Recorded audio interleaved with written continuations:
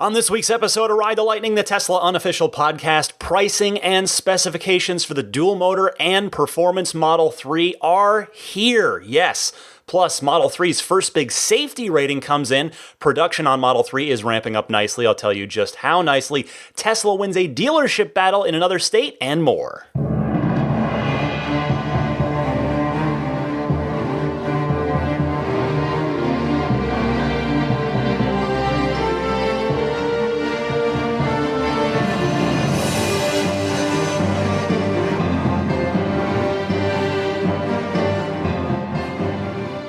What's happening, friends? Ryan McCaffrey joining you for episode 146, part 2 of sorts. I'll explain that in a second for Ride the Lightning, the Tesla unofficial podcast for May 20th, 2018.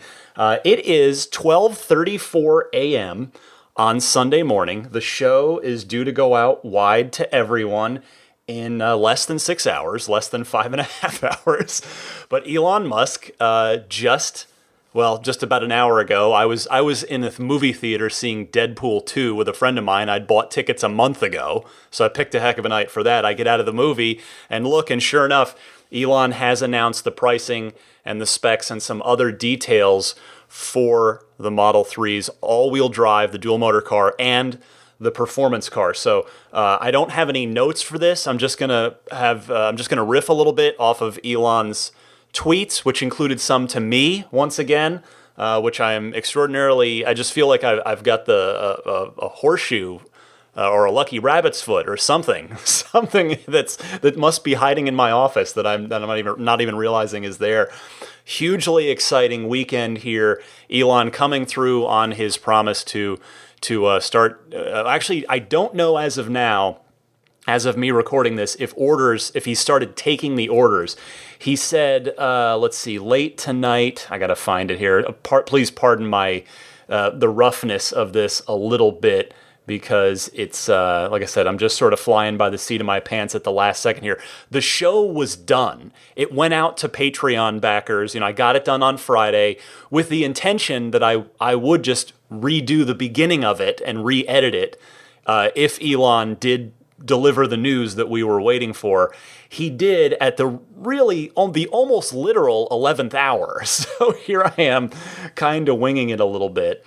But he said, he said at 11 p.m., 10:58 p.m., he said, I'm about to test the configurator, and then it goes out to early reservation holders tonight. So it may be up. Mine, I'm a non-owner. I am an early reservation holder, but I'm non-owner, not employee. I'm not in that group. So we will see. Should have the answer for that in the morning, but this show's got to go out. So I want to talk about this, and I don't want to waste your time because there's a huge, just like an hour plus of the rest of the podcast, of the rest of the week's Tesla news that I'd already done. So if this episode's a tad disjointed, please forgive me. Again, it's not usually like this. This is extenuating circumstances.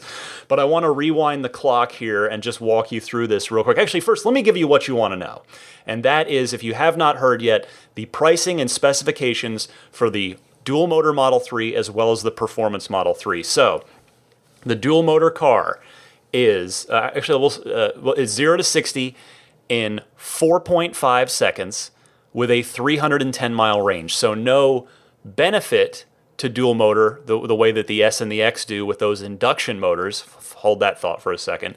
But no penalty either. So the additional weight of that second motor has been offset by the gains that they are making. So the same range, better performance. Obviously, you get the better handling, the better traction, and the same range, better performance, and a 140 mile an hour top speed, which none of us will ever see unless we happen to be on the Autobahn in Germany. Even then, it's probably not a thing you do on a regular basis. As for the big one, the performance Model 3, I have to say, you can go back and check the notes, but I pulled up my own Model 3 cost estimator spreadsheet that I'd made a while ago. I was real close. Actually, my performance, the actual 0 to 60, my estimate was close too. Remember, I had been saying I thought the theoretical max 2.8, and I thought it would be, the low end would be the mid threes. And that is exactly where it is. It's 0 to 60 in 3.5 seconds for the Performance Model 3 with that very same 310-mile range. So what's interesting there, the Performance version does not suffer any range penalty, which the Performance S, the P100D S and X do suffer a bit of a a bit of a range hit compared to their non-performance cousins. So 0 to 60 in 3.5 seconds, 310-mile range, and a 155 mile per hour top speed. And as for pricing, Elon's saying the cost of all options, wheels, paint, etc., is included apart from autopilots, the only thing you can select. So they're just bundling the whole car with the Performance.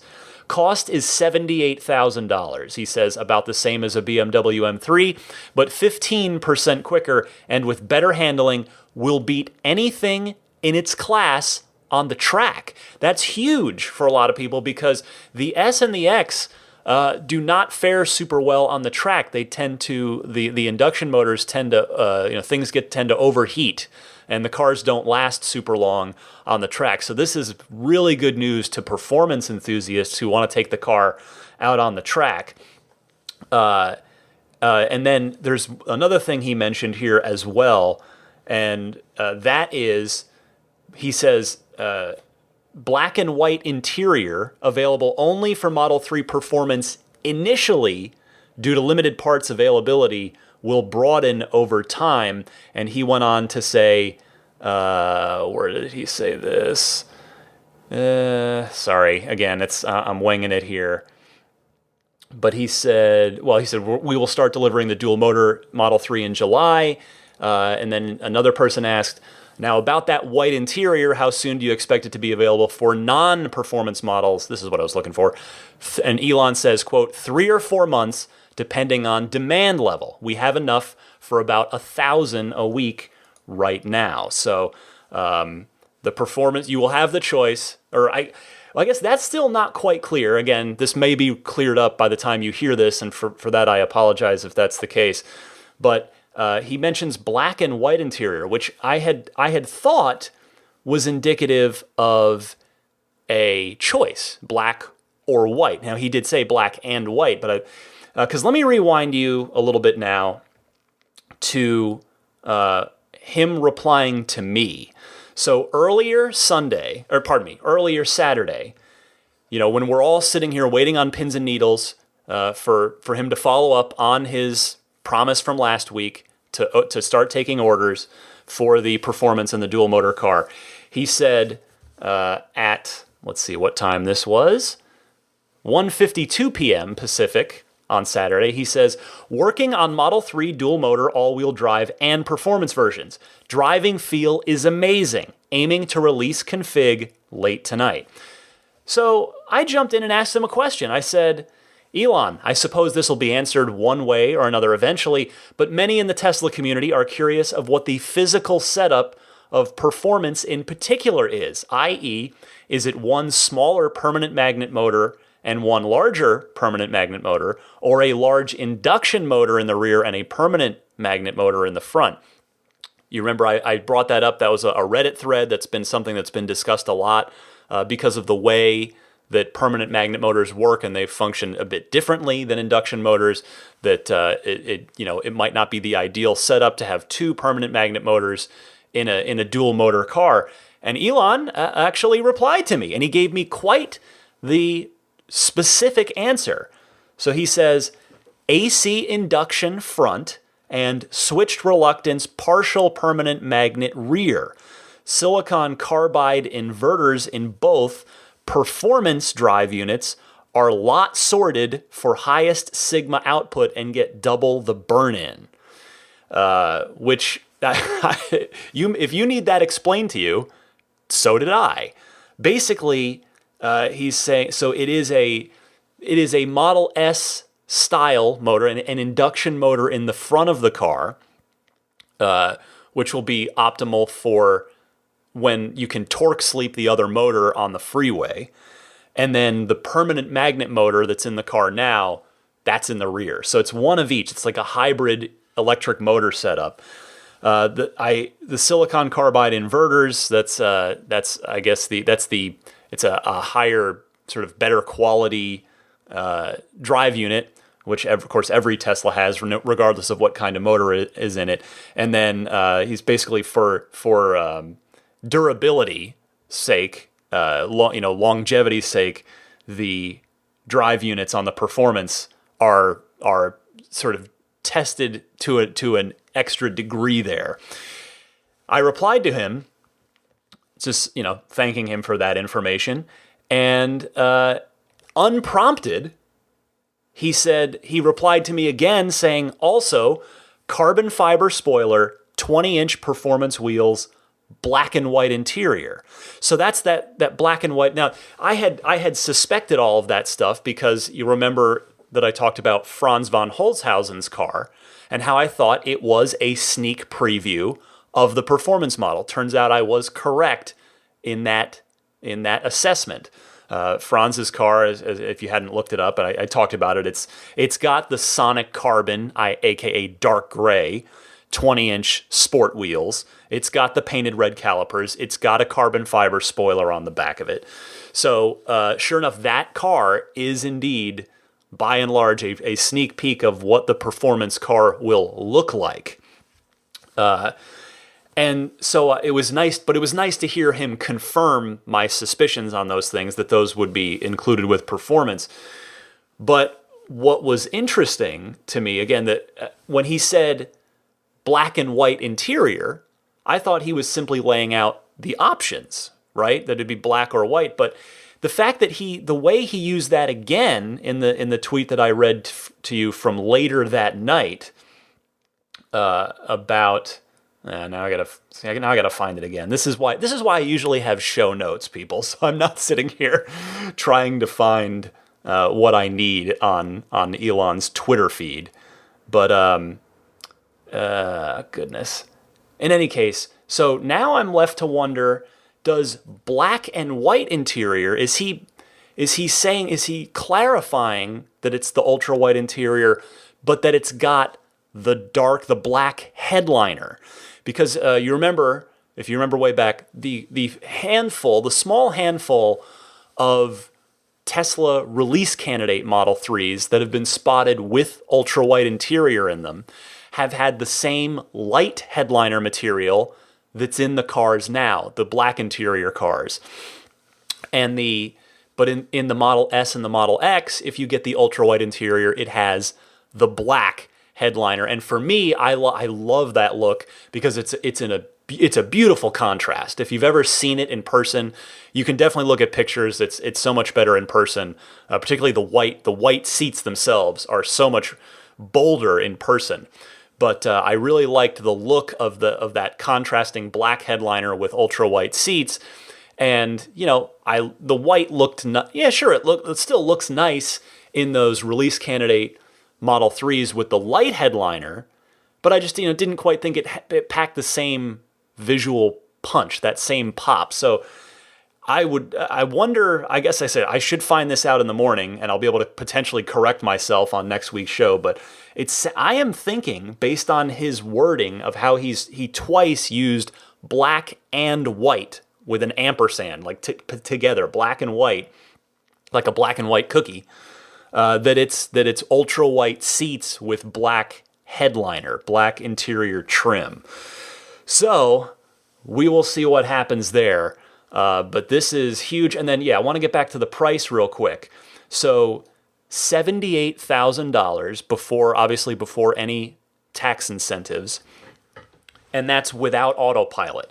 So if you were to order a performance car and get the full self-driving suite, that's $8,000 worth of autopilot, and that would take you to $86,000, which you may not believe me, but that's literally exactly what I had in my estimate.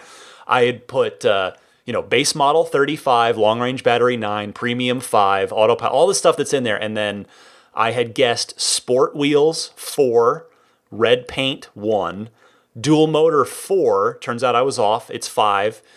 He's Elon. I don't want to say he went back on his word, but he had said long ago, back in 2016, that the dual motor would cost less on Model 3 than it did on the S and the X before it became standard in the S. Actually, it's always been standard in the X. It was a $5,000 option. So I had thought this whole time I thought it would be a $4,000 option. It is $5,000, but yeah, and I had $20,000 tagged as my guesstimate for performance, which would include the spoiler and your red brake. The red brake calipers come with it. And then I was like, hey, was the spoiler going to cost $1,000 extra or $500 extra? No, they've lumped it in with performance. So I was actually dead on, dead on. So that's kind of cool. So 86 with everything, 83 if you just take enhanced autopilot, which I suspect a lot of people will do rather than spend the extra 3 on the full self-driving. So that means you are under $80,000. Let's say you're doing performance and you're doing enhanced autopilot but not self-driving, full self-driving. So you're sitting at 83. After your rebate, you're down into the 70s, and if you're in California, as I am, you're getting a total of $10,000 off. So you're down from 83 to $73,000. So not bad. I mean, it's 3.5 seconds. Does not threaten the Model S. Does not threaten the as far as the P100D, doesn't threaten the P100D S or X, but it's pretty darn quick. It beats the original Roadster. It beats any of the other S's and X's. So it becomes the third quickest car that Tesla makes, period, or has ever made, until the Roadster rolls around. But yeah, so it's going to be a quick car. It's going to be a fun car. Elon says it's going to be awesome. It's going to beat anything in its class on the track, which is cool to hear. But this is huge.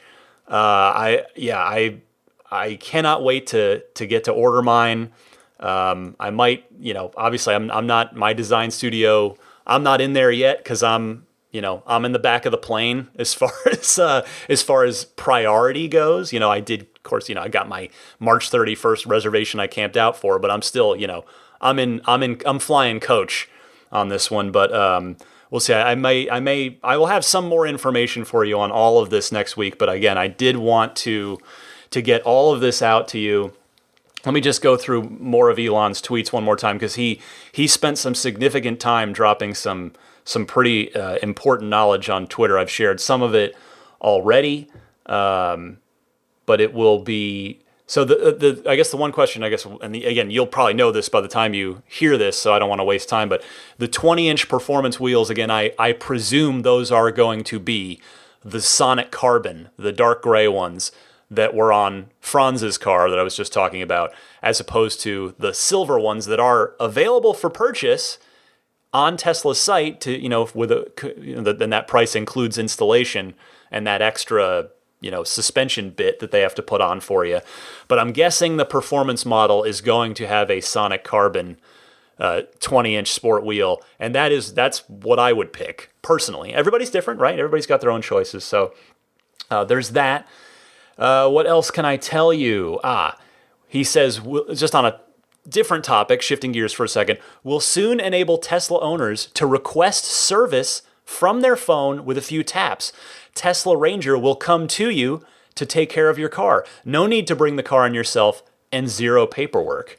And that sounds pretty cool. And he says it's only slightly more expensive to Tesla, same price to car owners, but owner happiness is way higher, so worth doing. So that's cool. That's a neat thing that's coming down the pipe here very soon. Then he talked a little bit about how, this is all stuff you guys know about, how if one motor did happen to fail, the car can still operate just fine with the second motor. But again, yeah, I told you about that black and white interior available only for Model 3 performance initially due to limited parts availability, will broaden over time.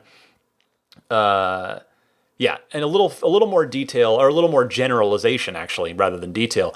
Tesla dual motor, means there is a motor in the front, and a motor in the rear. One is optimized for power, that would be the rear one, and one for range. Car drives fine, even if a motor breaks down, helps ensure you make it to your destination and don't get stuck on the side of the road in potentially unsafe conditions. Anything else to share with you here? I told you that. And he just reinforces, this person asks, if I pre-ordered a Tesla dual motor today or ASAP, when would the roughly estimated arrival be? And Elon says, depends on when you placed your initial reservation. We start delivering the dual motor Model 3 in July. So there is that, and that's pretty much it. So that's it.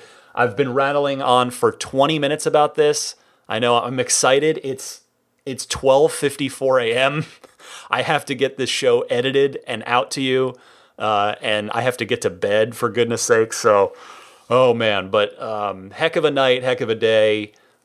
Just been waiting. I've been waiting so long to get this information, and it's so great to finally have it. Most of the details in place now.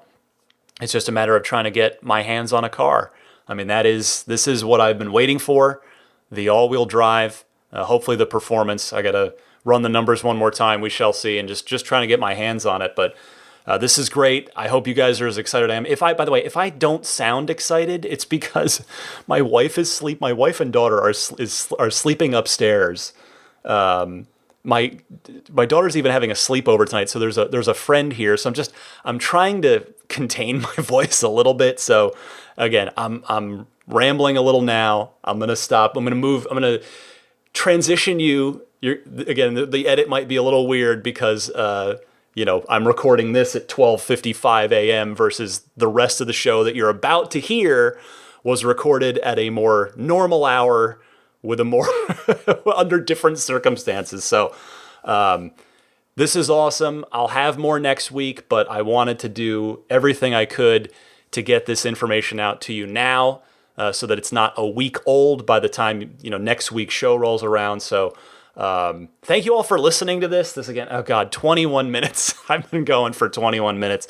So with that, on with the rest of the show. First up this week, some good news for Model 3's safety rating. You'll recall back at March 31st, 2016, at the Model 3 unveiling, Elon said they expected 5-star ratings in every category, and they expected the Model 3 to be one of the safest cars on the road. Well, the first independent / third-party metric for that has come through from the IIHS, which is the Insurance Institute for Highway Safety. They've given the Model 3 a couple of assessments. They've given it, an A on its headlights. Now, unfortunately, that doesn't quite mean the top rating. It is A for acceptable, not the top rating of G for good. But the Model S was issued a P for poor on its headlights. So Model 3 getting a better rating on its headlights than Model S. And then on front crash protection, getting into much more vital, I guess you'd call that maybe an active safety feature, it gets a superior rating, which is the same as the Model S. The Model S, of course, an extraordinarily safe vehicle, arguably, maybe not even arguably, it is the safest vehicle on the road. So as I said, this is the first significant third-party safety rating to be announced for the Model 3. So will be just as safe as the Model S. And Elon replied, quote, time will tell, but so far it appears so. Also, with regard to the headlights, specifically that A for acceptable rating on Model 3, the eye test really does back this up.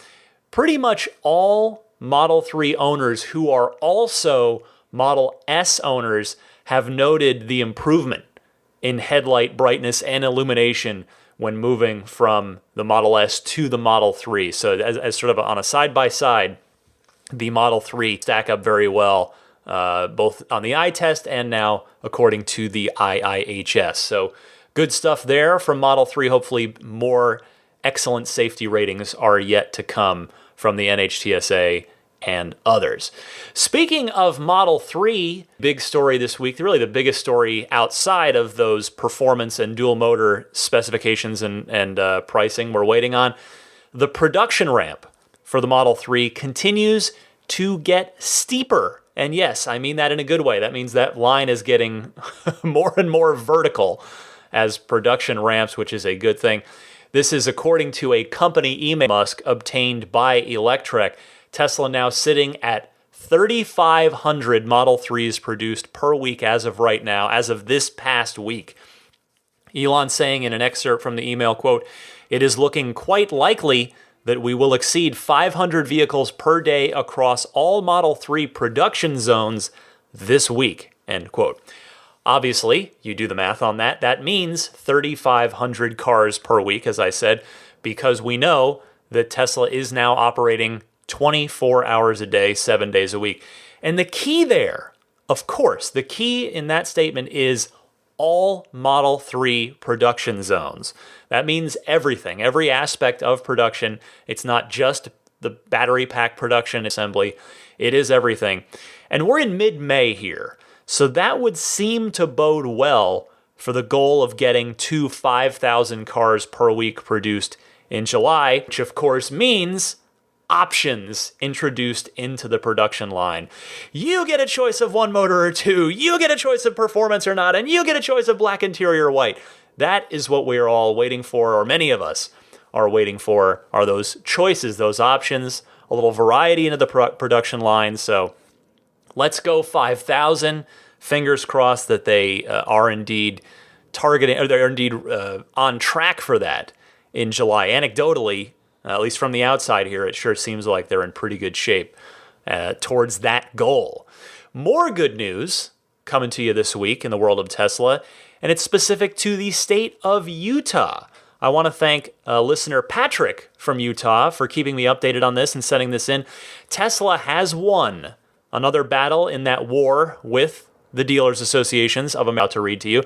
Tesla issuing a statement on the passage of the law in Utah that allows them to sell their vehicles directly to manufacturers. Tesla saying, quote, "Tesla sells its cars directly to consumers to educate them on our technology and ensure the best possible customer experience. The passing of the House bill is a win for Utah consumers who can now purchase a Tesla in their home state." On KSL.com, their excerpt reads as follows. The House bill, sponsored by Representative Kim Coleman, a Republican from the West Jordan district, is now tailored to newer companies like Tesla that have different business models and will allow the car maker to operate a dealership to a certain point. A quote, "The challenge we had was that the various stakeholders, including Tesla and their business people, consumers, the Automobile Dealers Association, new car dealers, used car dealers, consumer protection groups, and all these different folks had different ideas of what a new model ought to look like," according to Senator Kurt Bramble, a Republican from Provo, who was also the floor sponsor of this bill. Senator Bramble saying, quote, "So it took us literally a couple of years to pass this bill." As KSL notes, the legislature will try to continue accommodating companies with new business models that may not work with past legislation. Senator Bramble saying, "There has to be a balance between protecting consumers, protecting local businesses, and providing the opportunities for the manufacturers or the producers of the vehicle. That's a hard-fought balancing act that we need to maintain." I want to give credit to the lawmakers here for acting sensibly and most importantly of all, in the best interest of your constituents. So credit to you for that, and a credit to all of you out there who continued to make your voices heard on this issue in the state of Utah, and I know there are plenty of you out there doing so in other states. I say this every time one of these comes up. I firmly believe, very, very strongly believe, the war will be won on a battle-by-battle basis. You can mark another one off the map. Another territory has been checked off. And so the war against these dealers associations, in order for Tesla to be able to legally sell their cars direct to consumers, which sure seems like a simple thing, but nothing ever is, unfortunately. But another victory here. Great stuff. Here's one that just came in at the tail end last week. I had such a packed show, I didn't have time to fold it in, so I wanted to talk a little bit about it here. Tesla's Vice President of Engineering, Doug Field, is taking a leave of absence from the company. These are via reports from Bloomberg and the Wall Street Journal. CNBC got a quote saying, a Tesla spokesperson told CNBC that, quote, Doug is just taking some time off to recharge and spend time with his family. He has not left Tesla. The Wall Street Journal had reported that Doug Field's absence would be temporary, so they were on that, and Tesla corroborating that with their statement. CNBC notes, however, Tesla declined to answer CNBC's questions about when he was expected to return. Now, Elon had told employees, as you'll recall very recently, that there would be a flattening of management structure at the company, which this no doubt factors into. You'll recall he did mention that. He mentioned that this was coming, that the reorg was coming. He mentioned that in that leaked company email from a few weeks ago.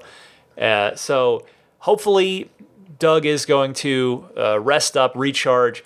I briefly met him one time. I did have a brief but excellent encounter with Mr. Doug Field because it was at the Model 3 reveal event, and Doug was the one that was behind the wheel on my test ride in the silver Alpha prototype. He was very nice. He answered all my questions. Some of you may remember the video of that test ride made its way onto YouTube, and you can hear me asking questions about the roof options of the car. And I forget what I think I asked about. Did I ask about? I forget. It's been a while, but it's a long ways back at this point. A lot of Tesla things have happened between now and then. But I will note one other thing. For those of you worried here that like, oh man, this is another executive. This is a leave of absence that doesn't sound so great. As my friend and longtime Tesla owner, and I would call her, I would very kindly and lovingly call her an ambassador to Tesla. Bonnie Norman noted on her Twitter account that, remember, Jerome Guillen also took a leave of absence and eventually came back to the company, refreshed, recharged. And what did Jerome do? He went and he's now leading the Tesla Semi program, which has been off to an excellent success thus far. In fact, a Twitter follower of mine, on a just semi-related note here, a Twitter follower of mine, I wish I'd written down the name, I apologize if you're out there, had sent me a tweet saying, hey, did I just see the Tesla Semi? And it's a picture of it going by, and sure enough, yeah, it's the silver one.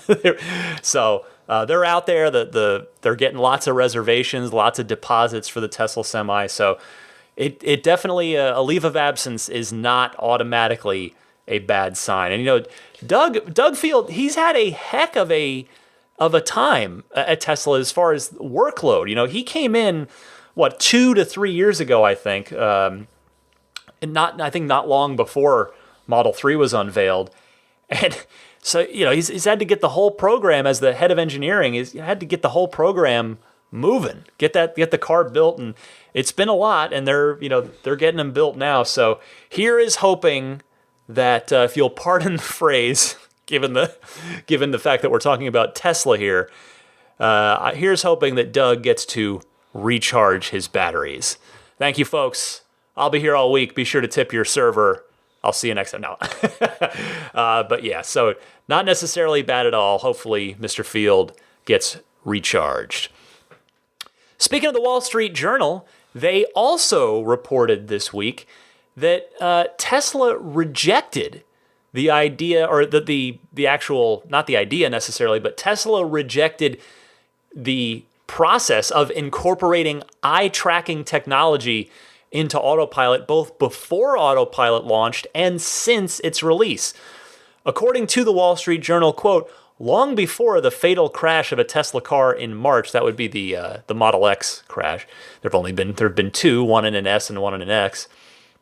Long before the fatal crash of a Tesla car in March, some developers of the vehicle's autopilot system expressed concern there weren't enough safeguards to ensure drivers remained attentive, people familiar with the discussion said. Tesla's engineers repeatedly discussed adding sensors that would ensure drivers look at the road or keep their hands on the wheel, both before and after the driver assistance system was introduced in 2015, those people said. And according to this report, It was rejected for cost reasons. Now, Elon Musk, as he is wont to do, took to Twitter to refute this. He says, quote, "This is false. Eye tracking was rejected for being ineffective, not for cost." Wall Street Journal fails to mention that Tesla is the safest car on the road, which would make the article ridiculous, approximately 4 times better than average. Well, I mean, he's right and wrong there, in my humble opinion. He's not wrong with those safety figures. The Teslas are incredibly safe vehicles, but it doesn't negate the need to report that if that is indeed the case, as it sounds, as Elon confirms it was, that they were considering eye tracking technology as part of this forward-thinking driver assistance system. That Wall Street Journal has every right. I mean, that's relevant information that certainly I like to know. I feel good about knowing that in the sense of that they're exploring that option and that they chose not to pursue it. Now, interestingly here, Cadillac is incorporating eye tracking technology into their Super Cruise system. I have not had a chance to try that out, but it must work on some level that GM is clearly satisfied enough with to put it in their cars.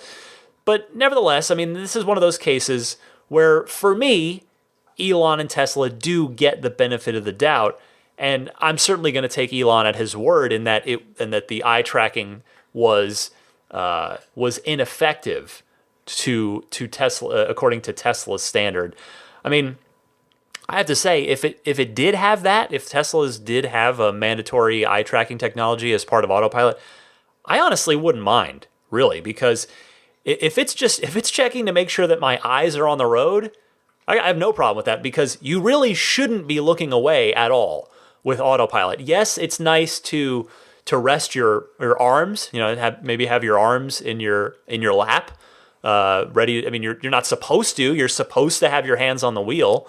But I think I don't think I'm out of line by saying most people that use autopilot are probably not keeping their hands on the wheel at all times. But your eyes certainly need to stay on the road to be able to react to anything that might come up. And Tesla's not wrong to state that you need to keep your eyes on the road and hands on the wheel. That is the safest way.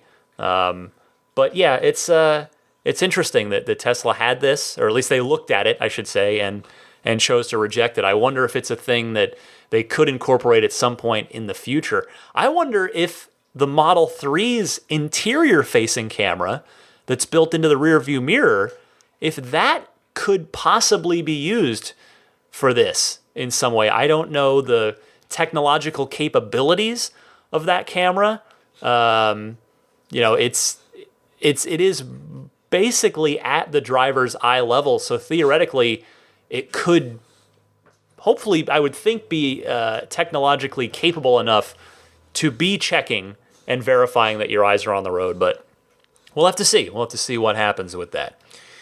Next up this week, let's get back to fun stuff. 2 more new options snuck their way into the Model S this week. First, the return of ventilated seats, and secondarily, for the very first time since they were initially introduced as referral program prizes a couple years back, the Arachnid wheels are now finally for sale, but only on the P100D. They are exclusive. These are options exclusive to the P100D for right now. And the Arachnids, I should note, are only available in black. So if you happen to have a set of silver ones from the referral program, those are the true exclusives now. Those are the ones that are legit exclusive. What I like about this is not only the option itself, it's great to have a second 21-inch wheel option, but they're the same price as the twin turbine option, which if you haven't looked at the design studio, I know I talked about the twin turbines when they first went into the design studio a couple months ago. It's just a slight tweak on that classic turbine that they've been using since the Model S released in 2012. Oddly, though, I live here in the Bay Area. I work in San Francisco. So I see, you guys know, I see a ton of Teslas on a daily basis. I have yet to see this new twin turbine design with my own eyes. I've not seen it on a car in real life. I've only ever seen it as a render in the design studio. So I'm curious to see how it looks on the car in the metal, in real life. But anyway, if you happen to be shopping for a P100D out there, know this: the arachnids are lighter. They are a lighter wheel than the turbines. So if you'd like to get even an eyelash more performance out of your P100D, the arachnids are the way to go for you. Now, as for the ventilated seats, you'll recall perhaps that they had them. Tesla was using them. The early Model X's had them. The S had them for a bit. But they disappeared about 2 years ago after reports, and even Elon, I think, acknowledged that they weren't holding up very well. I would presume now that these new ones, now that they're back, that they have been reinforced, if not possibly completely redesigned entirely on the inside. They still have the same appearance on the outside. But anyway, I would expect as well, this being, the arachnids, okay, I can understand those being a P100D exclusive option. There's no technical limitation to restricting them to P100D, but I could see why Tesla would do it. The ventilated seats, on the other hand, I would expect that the P100D exclusivity there is probably temporary. I think they will probably filter down to the 75D and the 100D in time, simply because Tesla's done it before.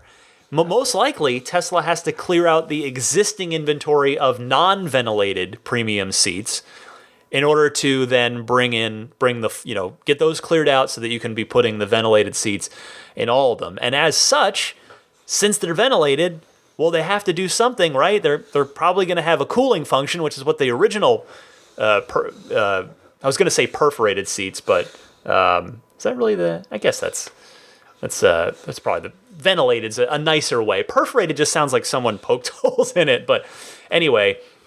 So yeah, I would expect to see a cooling option for the Model S and X seats come back via a software update at some point soon, presumably because, as Daisy the Boxer Puppy shakes off over there, presumably because the hardware for cooling is now in those new ventilated seats. Speaking of seats, yeah, I'm segue-tastic this week.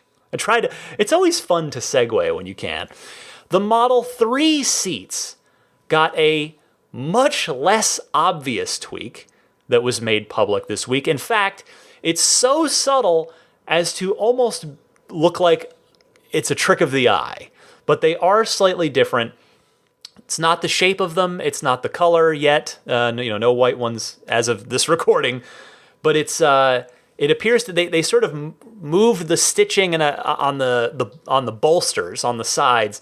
It would appear that they maybe upgraded that bolstering on the flanks, like where you're on the back of where your flanks would be, as well as some reinforcements, a little bit of a change on the seat bottom as well. It's really nothing major.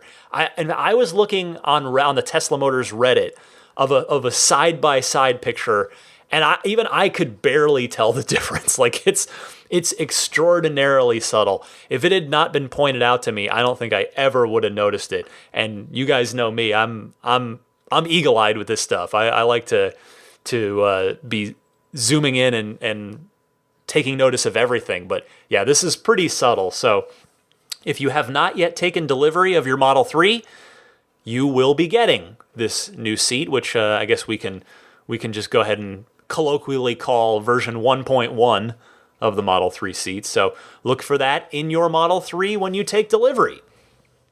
Finally this week, I wanted to end on not only yet another good story, but a really great story.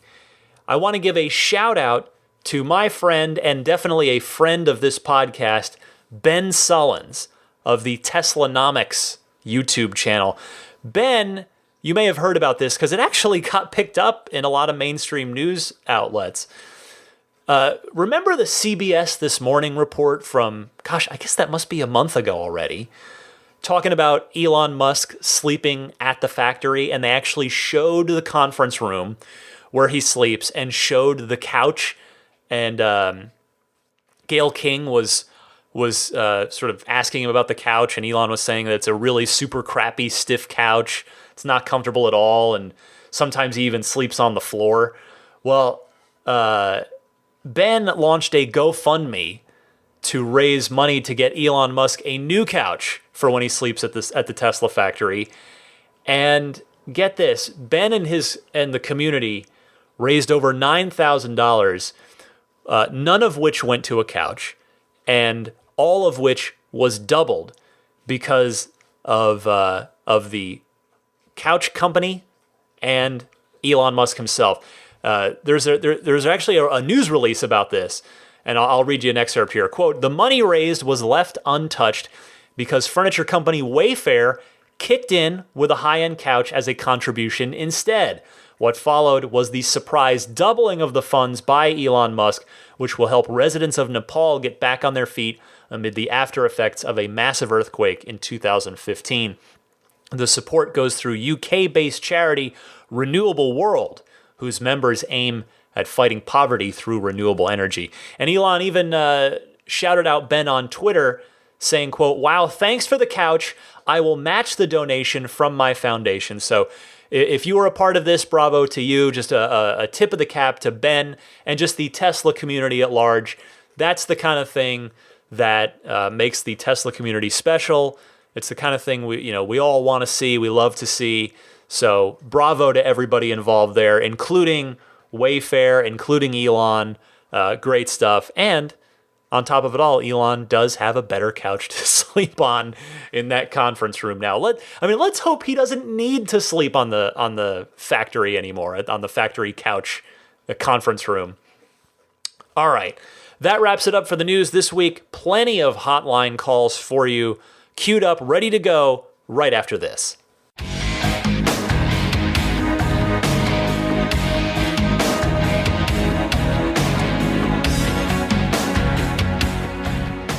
Welcome to the Ride the Lightning Hotline, where we get your questions, your comments, your discussion topics. I love this part of the show.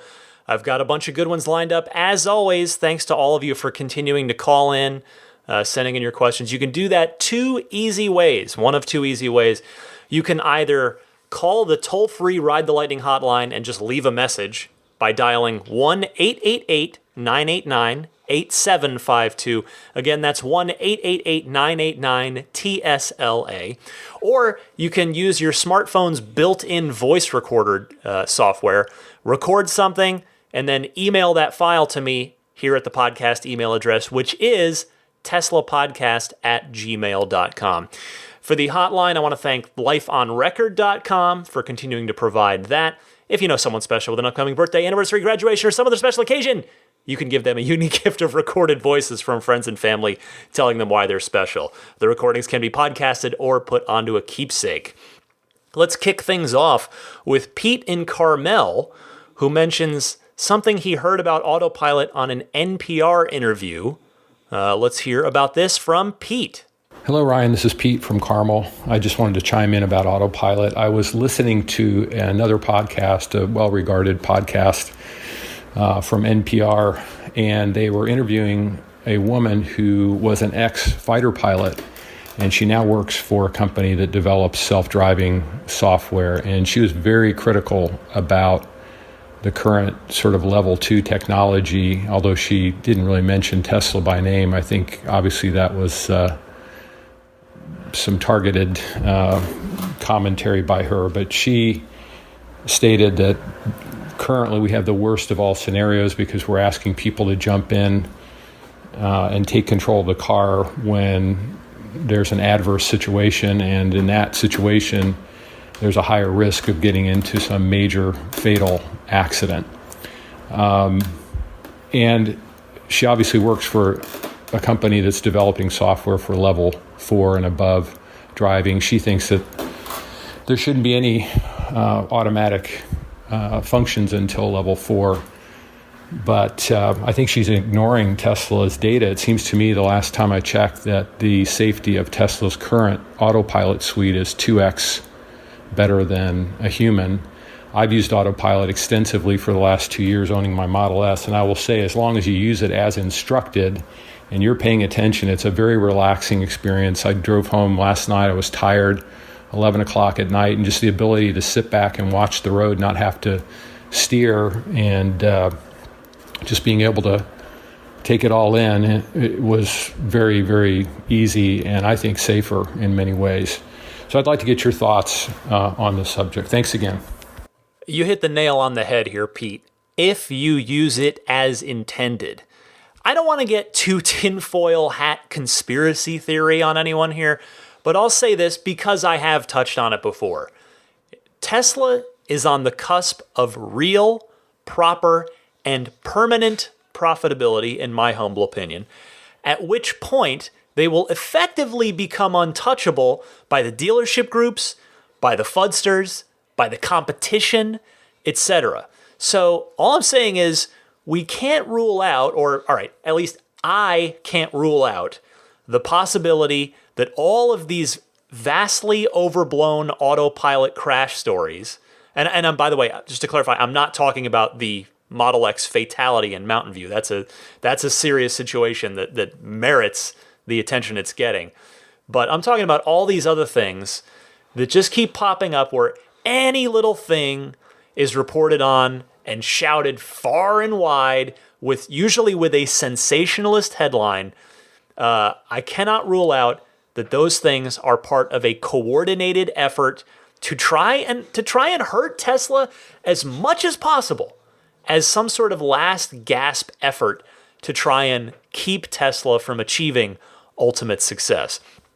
Elon himself even called out the ridiculousness of a lot of this from the media side this past week. He tweeted, quote, "It's super messed up that a Tesla crash resulting in a broken ankle is front page news, and the approximately 40,000 people who died in U.S. auto accidents alone in the past year get almost no coverage." And he's right about that. I think he's right about that. But anyway, back to my original point here. Just jumping off of what you said near the end of your call, Pete, and that is, if used properly. I think we are approaching the point, fair or not, and maybe it should be this way anyway, honestly, I don't know, where Tesla may have to make you jump through more hoops before enabling autopilot, before allowing you to use it. Maybe something like a one-time mandatory instructional video that plays on the car's screen before autopilot will unlock. Maybe something like that. I don't know. I mean, I can't wait to get my Model 3 for a million reasons, but one of the biggest ones is autopilot. I can't wait to start using it because here in the Bay Area, the primary way to get around, I mean, the Bay Area, especially, with the Bay in the middle, everything's very north-south oriented. The peninsula, from San Jose up to San Francisco, it's north-south. The East Bay, from San Jose up around to Oakland and then up north into Marin, it's all very north-south oriented, except the bridges, which of course cut across. And so all that, it's all freeway. We have this massive freeway system, this freeway network, and I can't wait to start using autopilot on that to help make that drive a little safer and a little more relaxing. So the thing is, it is safer to use it for exactly the kind of reason that you pointed out, Pete. If you're going home late at night and you're just a little tired, now I'm not saying you're dangerously impaired or anything like that, and you shouldn't be driving at all. Autopilot's not a solution to that. But if you're just a little tired, it's end of a long day, that autopilot radar system, when autopilot's active, it might detect something and it might start braking for you half a second before you would have done so. And maybe that prevents an accident. Maybe that prevents an injury. Good stuff, Pete. Thank you for your call. Let's go next to our new friend. Matthew from Colorado is back, who wants to talk about something from that Tesla 2018 quarterly all hands video that I talked about last week it had the matte black Model 3 in it. So, Matthew, you are back on the air. Hey, Ryan. It's Matthew here again from Colorado. I just wanted to let you know about the Tesla video that you mentioned in your last podcast. What do you think it is under that blanket, that car? What is that car? Is it the Model Y? Is it a Model 3? Just wanted to get your thoughts on that. And I wanted to add on to Greg from Wisconsin about the lock and unlock from your phone. What if it could vibrate the phone when it locks and unlocks to let you know that it actually locked when you walked away? Just wanted to let you know. Thanks. Love your podcast. Bye. Great to hear from you again, Matthew. Let me address your second thing first, and that is your idea about vibrating your phone to indicate a lock or unlock of your car. Because, Matthew, that, my friend, is an absolutely brilliant idea. So it's so brilliant that I'm actually wondering if it already exists. This is one of those things where once I have my Model 3, I'll be able to test it for myself. But I can't right now. So that seems like it's too good to not already be a thing. But I'm gonna assume that it doesn't, or else I'm not sure that Greg would have needed to call in about it in the first place. But this is another one of those ideas that should be added to the app feature list yesterday as an option that you can go ahead and just toggle within the Tesla app. So Matthew, great idea there. I love that. Now, as to the half-assembled car under the tarp from that Tesla 2018 quarterly all hands video, I didn't address it last week, both out of time concerns, but mostly because I wasn't sure if I'd be able to say anything constructive or thought-provoking about it. It's very much a teaser. It is very much is this even anything? Like it is there to seemingly as almost like an Easter egg to get us hardcore fans thinking about it. But if anybody out there, by the way, hasn't watched that video yet, it's that Tesla 2018 video that I talked about last week, the one that featured the matte black Alpha Model 3. There is a quick shot of a white car that is half assembled underneath a tarp, like mostly underneath a tarp. I can tell you, see, here's the thing.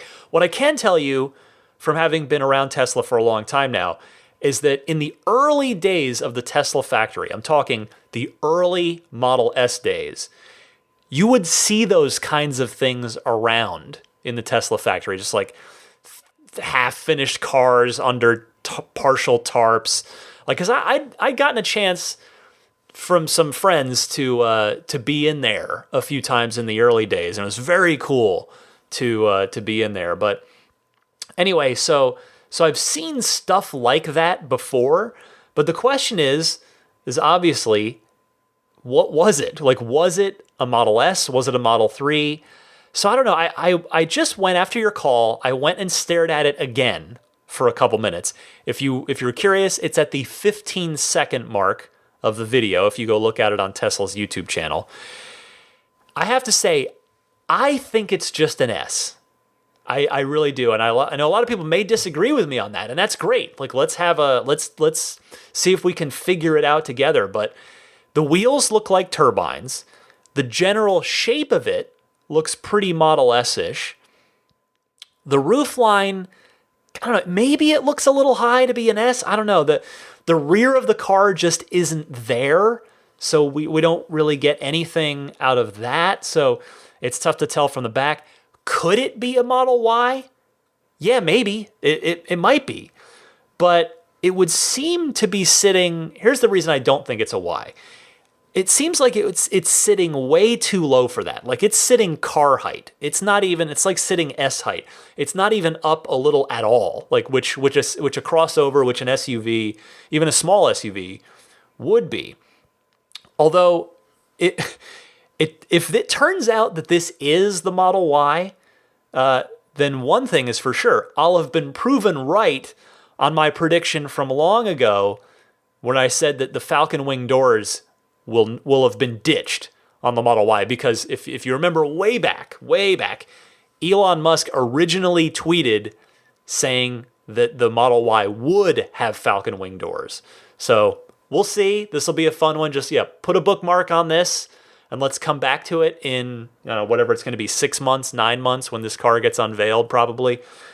Great stuff, Matthew. Thank you so much for your call once again.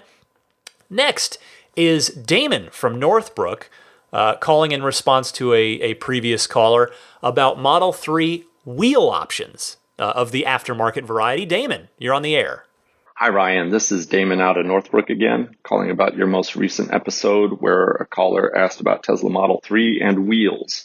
If you go to TireRack.com, you can find 19-inch wheels, a number of different styles and colors, starting as cheap as about $500 a set. That's without tires, but significantly less than the Tesla store.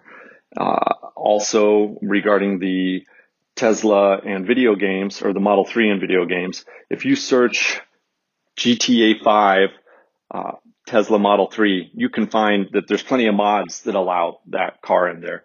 Everything from the new Roadster to the Model X with the working Falcon Wing doors. So they're out there for sure.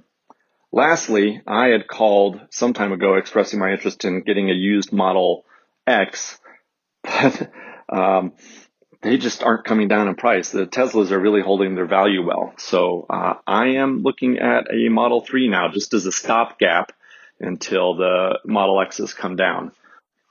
It's a little backwards from my original plan to start with the big family car and then get a small, sporty, fun one to cruise around in. But either way, it's all going to end up good in the end. So thanks for all you do and take care. Talk to you later. Thanks for that, Damon. I had no doubt that there'd be wheels aplenty, and I'm happy to hear that it's already happened. I mean, I suppose I shouldn't be surprised, since it's not like the Model 3 has a funky wheel size where wheel manufacturers would have to make wheels that are only for the Model 3. I guess it's a little weird for me because my brain is programmed this way to expect weirdness, because the DeLorean actually was like that. By virtue of it being a sports car from 1981, it had offset tires of 14-inch wheels in the front and big old wide 15s in the back, which obviously nobody makes that. Nobody makes wheels in that size, let alone, or tires. That was, of course, the much bigger bugaboo it still is for DeLorean owners. But anyway, thank you, too, for mentioning Grand Theft Auto 5, because yes, indeed, there are a million mods for the PC version of GTA 5. So if you do need a Tesla fix in a video game while you wait for Forza or Gran Turismo or Project Cars to develop their next game, which will presumably have the Model 3, maybe even the 2020 Roadster in it, the GTA 5 community on PC clearly has you covered. Next this week, our friend DJ in North Central Ohio with a quick correction for me from last week's show, which I always appreciate, getting educated via correction. DJ, take it away. Hey, Ryan, DJ in lovely North Central Ohio again, calling you on a rainy, nasty Ohio day for my Model S. Wanted to give you a call in regards to your response to Matthew's question on the show here. When you said that autopilot will automatically change your speed, that is not the case, except for in one situation that I'm aware of. If you are on a surface road, meaning not a divided highway, and you happen to be going over the speed limit further than you're supposed to, or the speed limit suddenly drops, the car will not allow you to go more than 5 miles per hour over the speed limit on autopilot on a non-divided highway, and it will automatically drop your speed to make that happen.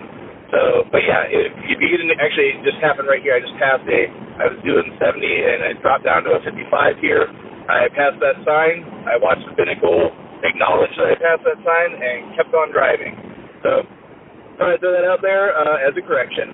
As always, love the show. Keep it up. Later. Thank you for this correction, DJ. I suppose the open highway versus non-divided highway is an important difference. Hopefully these are the kinds of little errors that I'll make a lot less often once I'm driving my own Tesla every day. And again, this is why I appreciate my audience, because yes, I do my best to research and give the correct information, but I know that you guys have my back if I happen to get something mixed up. So cheers, DJ. Thank you so much. Let's go now to Keaton from Texas, a newish listener, talking about the next-gen Roadster's tiny little screen that I was talking about from that Tesla 2018 video last week. Go ahead. Hey Ryan, this is Kendon from Texas. I'm a fairly new listener to the podcast, and I'm just now getting interested in everything Tesla. I just wanted to add a comment to your recent podcast talking about the screen on the Roadster's dashboard. From some recent videos that I've seen, that's a G-sensor and a speedometer. If your listeners can confirm otherwise, that'd be great, because like I said, I'm just now getting into this Tesla stuff, but that's what I've seen from my research. Anyways, keep up the great work. I love everything you do at IGN. I'm loving the podcast so far, so thanks. Kedden, welcome to the podcast, and thank you for calling in. I figured it had to be a speedometer, but yeah, if it's a G sensor as well, that would be kind of crazy, but also pretty darn cool if indeed you're correct about that. Because I could see that being useful while Tesla is developing and testing the car, given the fact that the car's entire goal is to destroy all their hypercars ever. And having a G-force sensor in there will give you a good idea of just what kind of insanity you're pulling off. But knowing Tesla, I could totally see that shipping on the final car as one of those fun, only Tesla would do this kind of things. What better way to show the car off to your friends and family than to do plaid launches and then have a G-force rating to look at? Oh, we just pulled 1.3 Gs. How crazy is that? So thank you for the call. Next up, Tim in Toronto wants to move and see if he can bring his Model 3 with him. So Tim, go ahead. Hey Ryan, it's Tim from Toronto calling. I have a question about taking a Tesla overseas. I do have a Tesla, and I was thinking of moving for job reasons to Australia, and I'm wondering if I should take my car with me. I don't know, I wasn't able to find anything online, such as if the batteries are different or the charging uses different voltage or anything like that. Is it safe to charge overseas? I saw some comments on forums and stuff about people potentially taking their cars to Europe for trips and stuff like that, but I didn't find any specific information. Maybe you or any listeners have information about this. That'd be great. Thanks. Take care. So I looked this up, and Australia does use a different standard outlet with different power outlets than we do in America here, Tim. Rather than take anything definitive from me here, however, I would go ahead and contact Tesla about this and make sure to get official information from them. They may have adapters, or they may be able to recommend the correct adapters to go ahead and buy. I mean, I wonder if any of my Australian listeners might have any information or wisdom that they can share on this for you as well. I would say best of luck to you on the big move. That is a big move. That's going to be super fun and quite an adventure. You'll have to get used to driving on the opposite side of the road from what you're used to driving on now. So cheers, Tim.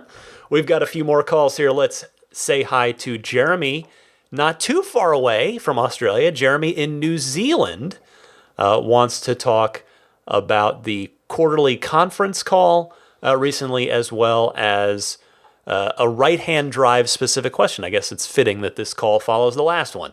Jeremy, take it away. Hi, Ryan. Jeremy Harris from Christchurch in New Zealand. First-time caller, long-time listener, and Model 3 reservation holder. And I just wanted to say, love your show. Keep up the great work. And wanted to make a quick observation and ask a quick question.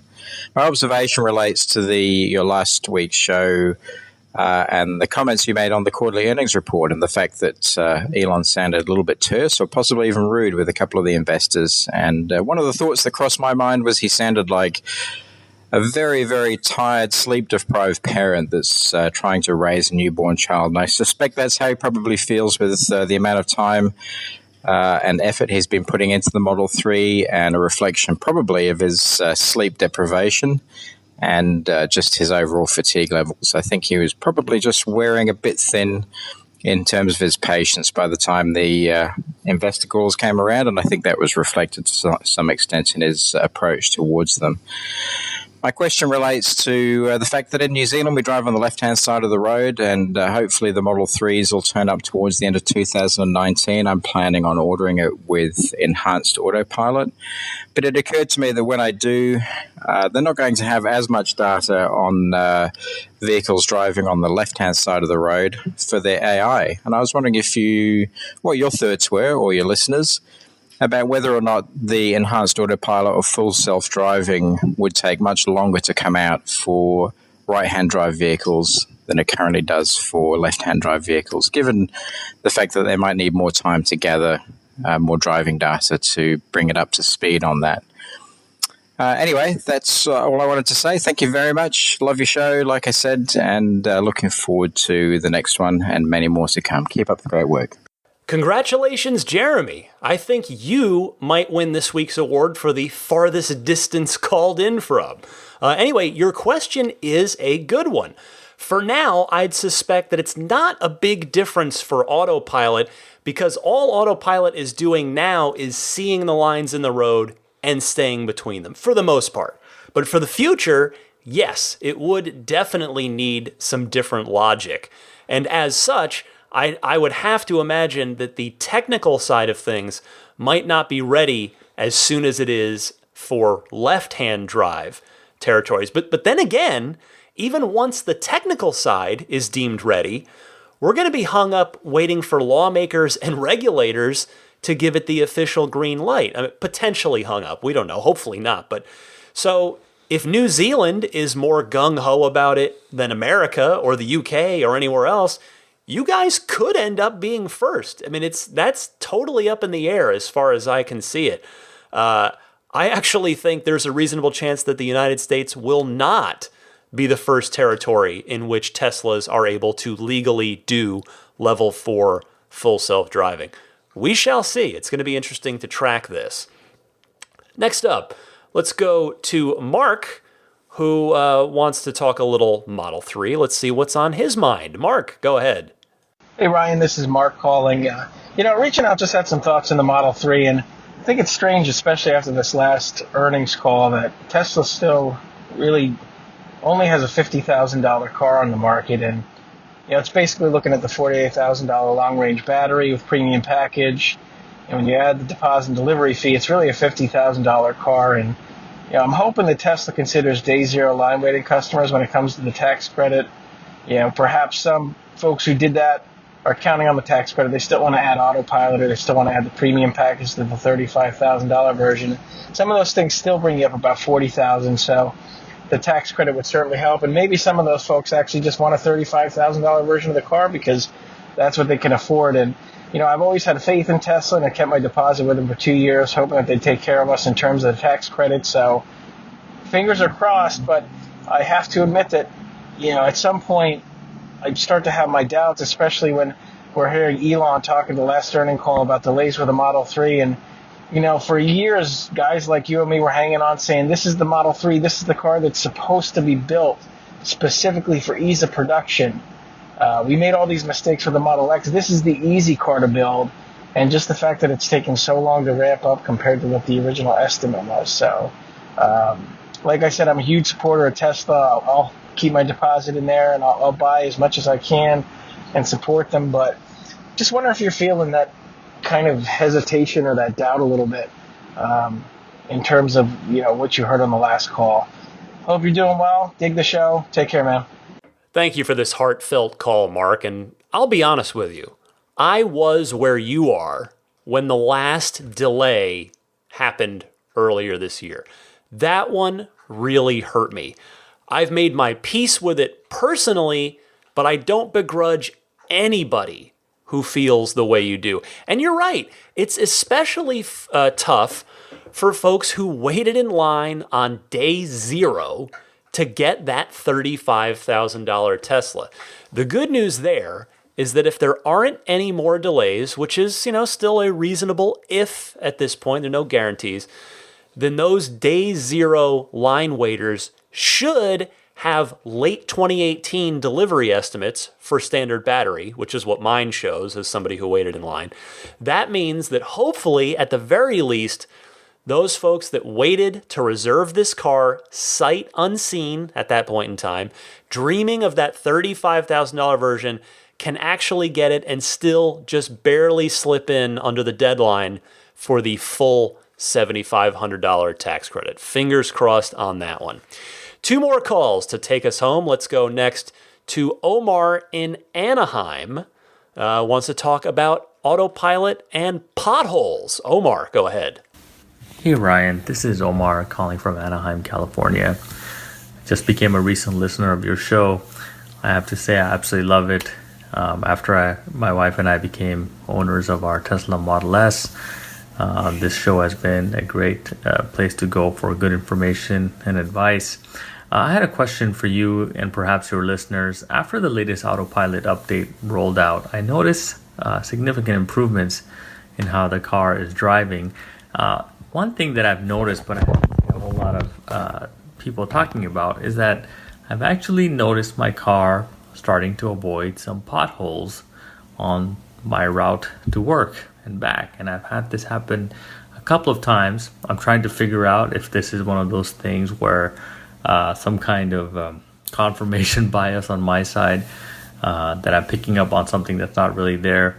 So I just wanted to put that out there to see if any of your listeners have also had this experience. Because if that is happening, if that neural network that's currently learning and starting to get better through all of that fleet computing power that Tesla is now implying, then that would be awesome, because there's nothing like hitting a pothole when the car is in autopilot to scare the crap out of you. So, love the show, and talk to you later. Bye. Welcome to the podcast, Omar, and thank you for calling in. As much as I would love to believe that the cars are capable of fleet learning where the potholes are and avoiding them on autopilot, I don't believe it to be the case yet. I don't think we're quite there.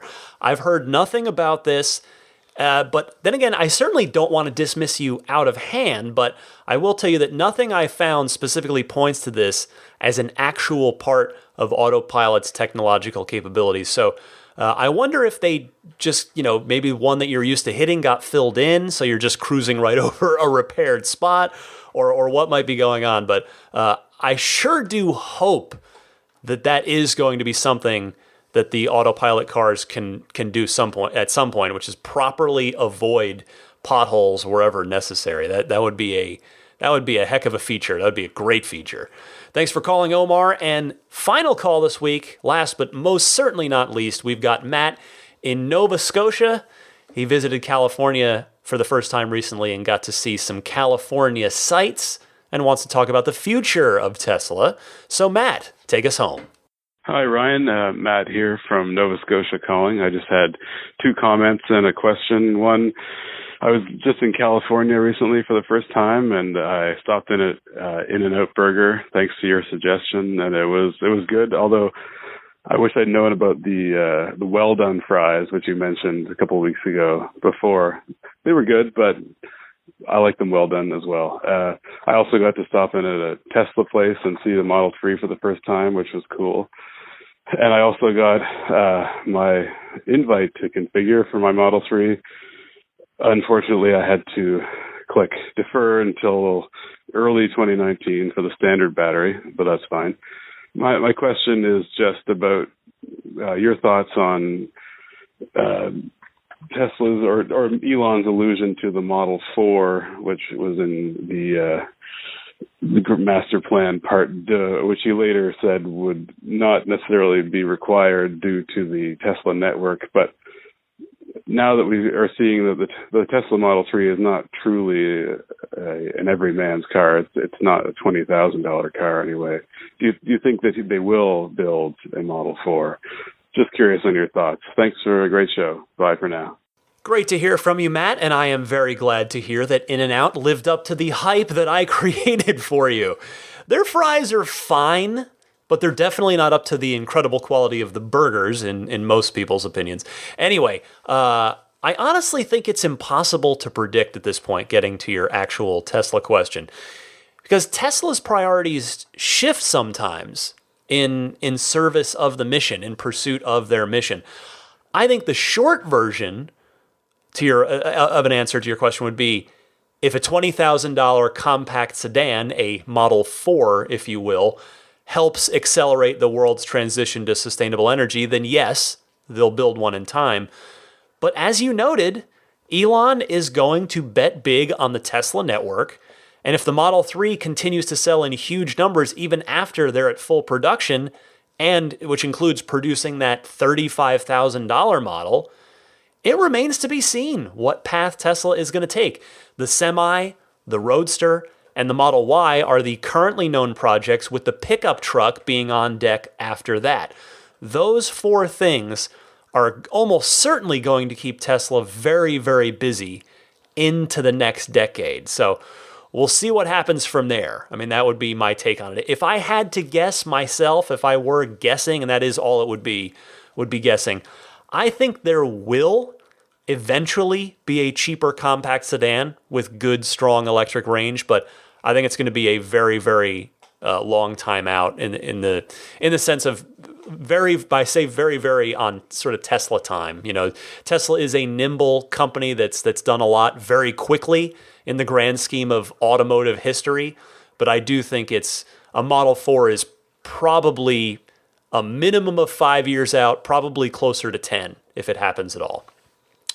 Excellent stuff from everyone. Thank you all again so much for your calls. Please keep them coming. Record a question, comment, or discussion topic on your smartphone. Please try to keep it to a minute and a half tops, and you can just email that file in. The podcast email address is teslapodcast@gmail.com. Or remember, of course, you can just call in and leave a message on the toll-free Ride the Lightning hotline. And that number, again, is 1-888-989-8752. Be right back with some parting thoughts right after this.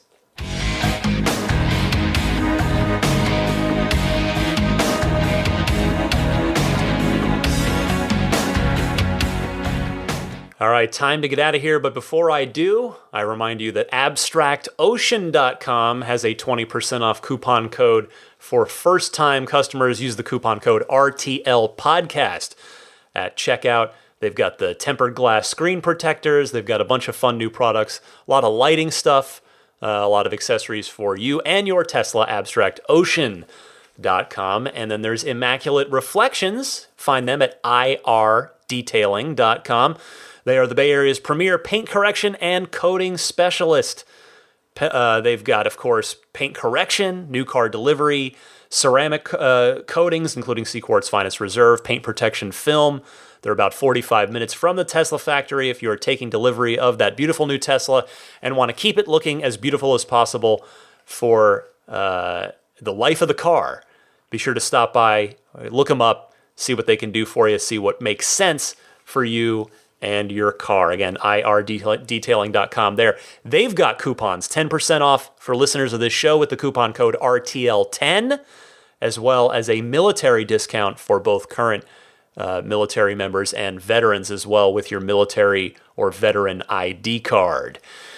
Let's see. You can find me on Twitter at DMC_Ryan. Find me on Patreon if you'd like to support the podcast, which is very much appreciated if you see fit to do that. Find more information about that on the Patreon page, which is patreon.com/Tesla Podcast. Patreon being spelled Patreon. Email me, teslapodcast@gmail.com. And subscribe to the podcast if you don't already. You can do that on most of the major podcast services, including iTunes, Google Play, Stitcher, TuneIn, Spotify, or pick up the individual MP3s as well as the RSS feed at the hosting site, which you can find at teslapodcast.libsyn.com. I want to close by thanking the wonderful Patreon producers, These are the very extraordinarily kind and generous folks that support me at the $20 level or higher each and every month. Those folks really do a lot towards making this podcast happen, and their generosity is sincerely appreciated. I want to thank the newest one. That's Stefan Joris. I hope I'm pronouncing that last name correct, Stefan. Thank you so much. Alongside Jeff Bartram, Paul Hussey, DJ Harbaugh, Pete White, Wolfgang Obergen, George Cassiopo, David Brander, Jonathan Wales, Alexi Heft, Logan Willis, Matthew Parra, Michael Lester, Robert Miracle, Jason Chalukas, Emotion Rentals, Richard Ouellette, Tim Hyde, Marcus Mayenschein, Lee Sweet, Lars Hoffman, Orion Coates, Peter Chalet, Harold Plug, Kenneth Martin, Michael Callahan, Rome Strack, David Vakil, Ulrich Lassa, Luke A., David Kittle, Eric Randolph, David Nondahl, and Luke Miles. Thanks to all of you for your continued support there. And I do believe that about wraps it up. So should be plenty more to talk about on next week's show. Still had a busy one this week for sure. It's never a dull moment in the world of Tesla, which thank goodness I decided to do this as a weekly podcast right from the get-go, or I was like, well, how often should it be? Well, people, they like the routine. Weekly is good, but man, is there going to be enough to talk about? And well, as time has gone on, there's only been more to talk about each and every week. I mean, remember back the shows in the very beginning, outside of the first episode where I gave my whole personal backstory as to why I was doing this, like the shows were 20, 30 minutes in the beginning, and now they're pretty regularly over an hour. It's pretty crazy. So, but it's good. I like having all this fun Tesla stuff to talk about. It's an exciting time to be a Tesla fan. For those of you who are Tesla owners, it's a great fun time to be a part of the Tesla community, because I think all of us, I think it's fair to say, I think if I can speak for all of us here and say we all feel like we're part of something special here in the world of cars specifically, and maybe for some of us that extends to just history and automotive history, and it's pretty cool. So for Daisy the Boxer Puppy, who is currently chewing away on a bully stick and not sleeping, usually she's passed out right now, but for Daisy, I'm Ryan. I'm the one that talks. She's the one that just looks cute and chews things. It's been an awesome week again here on Ride the Lightning, the unofficial Tesla podcast, episode number 146. I'll see you back here, of course, next week, every Sunday, 9 a.m. Eastern Time. New show is going to come to you. So I will see you then. Happy electric motoring.